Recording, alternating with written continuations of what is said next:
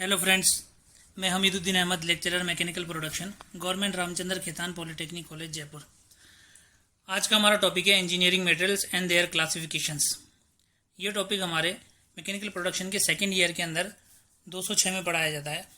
206 इसका code number है, heat treatment and material science subject के अंदर। तो आइए शुरू करते हैं। इंजीनियरिंग मटेरियल्स मटेरियल्स क्या होते हैं, सबसे पहले हम ये जाने। इंजीनियरिंग मटेरियल्स की बात हम सेकेंडरी करेंगे। फर्स्ट पहले मटेरियल्स क्या होते हैं। मटेरियल हर चीज़, वो चीज़ जिसको हम फिजिकली छू सकते हैं वो मटेरियल है एक तरह का। जैसे अलग अलग तरीके, जैसे कोई भी चीज़ है, जैसे दरवाज़ा बना हुआ है किसी चीज़ का, प्लास्टिक का प्लास्टिक की कोई टेबल है, कोई लोहे की कोई चीज़ बनी हुई है, तो ये, और एरोप्लेन बना हुआ है, जहाज बना हुआ है, मतलब हम हर जगह मटेरियल से घिरे हुए हैं। तो अब इन मटेरियल्स के अंदर हम इंजीनियरिंग मटेरियल्स की बात करते हैं। इंजीनियरिंग मटेरियल्स क्या होते हैं। अब इंजीनियरिंग मटेरियल्स की डेफिनेशन अलग अलग लोगों ने अलग अलग दी है।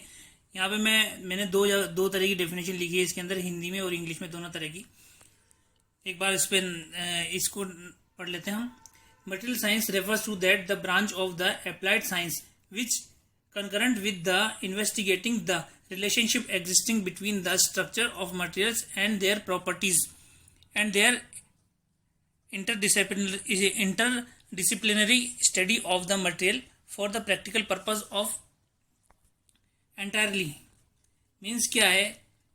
ये वह विज्ञान जिसमें धातुओं की प्रकृति के से प्राप्त अयस्कों से शुद्ध रूप में प्राप्त किया जाता है तथा इसे इस प्रकार प्राप्त धातुओं से मनुष्य जाति के दैनिक जीवन में आवश्यकताओं की पूर्ण करने के लिए वांछित आकृतियों में परिवर्तित किया जाता है, धातु विज्ञान कहलाता है।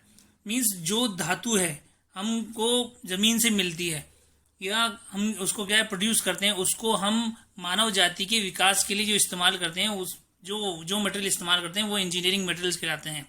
अब बेसिकली इंजीनियरिंग मटेरियल होते कितने टाइप के हैं, तो यहाँ पे इसका इंजीनियरिंग मटेरियल्स का क्लासिफिकेशन दिया है। इंजीनियरिंग मटेरियल्स बेसिकली 4 तरह के होते हैं, मेटल्स, नॉन मेटल्स, सिरेमिक्स और कंपोजिट मटेरियल्स।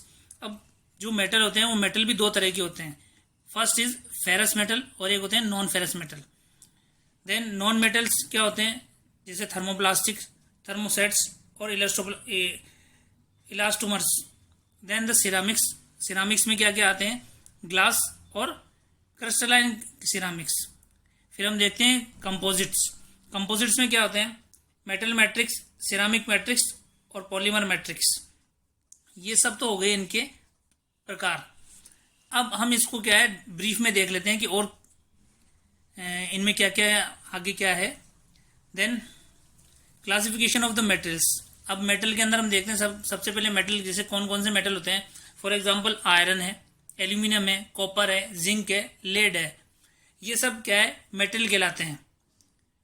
अब मेटल के अंदर हमने देखा था कि फेरस मेटल अलग होते हैं और नॉन फेरस मेटल अलग होते हैं। फेरस मेटल क्या है, जिनके अंदर जो बेस मेटल होता है वो आयरन होता है। For example cast iron, wrought iron and steel and alloys.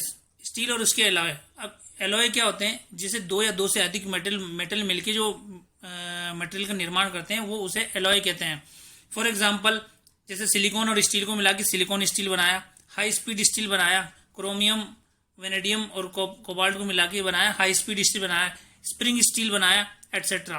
Then non ferrous metal कौन से होते हैं, जिनका बेस मेटल आयरन नहीं होता बेसिकली।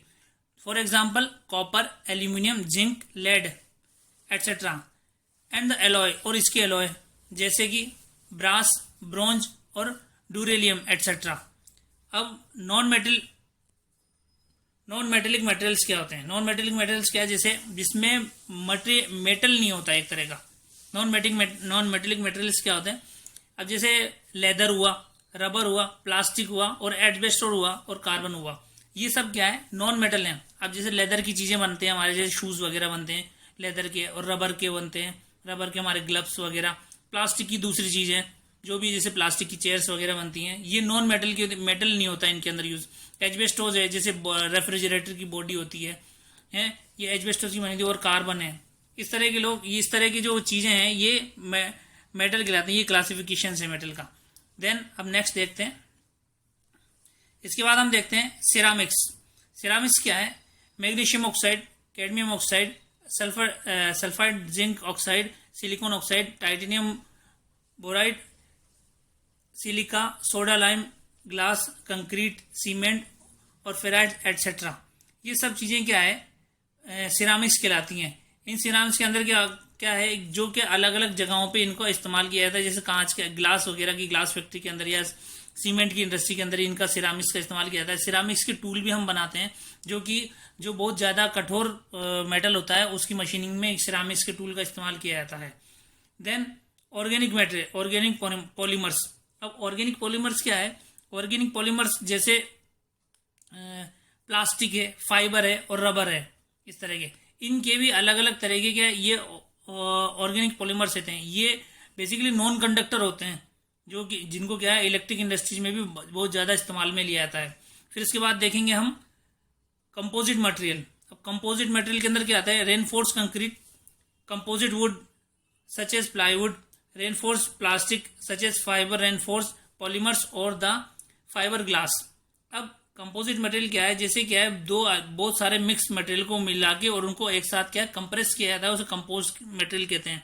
जैसे सपोज करो हम हमारी छत डालते हैं, आरसीसी की छत डालते हैं, तो उसके अंदर क्या करते हैं, हम कंपोजिट मटेरियल का इस्तेमाल करते हैं। इसमें हम आयरन भी डालते हैं, सीमेंट भी डालते हैं, उसके अंदर वो क्या कहते हैं गिट्टी वगैरह जैसे रोड़ी होती है वो भी डालते हैं, उसके अंदर सीमेंट भी मिलाते हैं, बजरी मिलाते हैं, साथ में अलग अलग तरह के होते हैं। फिर उसको क्या एक साथ वो कंपोजिट हो जाता है। तो कंपोजिट इसी के अलावा जैसे हम देखते हैं कि वुड जो लकड़ी का जो बुरादा निकलता है, बुरादे को भी क्या हम कंपोजिट करके फिर क्या अलग से एक तरह की जैसे प्लाई वगैरह आजकल मिलती है बाजार के अंदर, जो प्लाई भी होती है क्या छोटे छोटे टुकड़े होते हैं लकड़ी के, जो उनको जोड़ के और एक कंपोजिट करके कंपोस्ट बना के और उससे क्या है प्लाईवुड बनाया जाता है। तो इस तरह की क्या है जो इस्तेमाल किया जाता है। फिर इसके बाद आता है रेनफोर्स प्लास्टिक।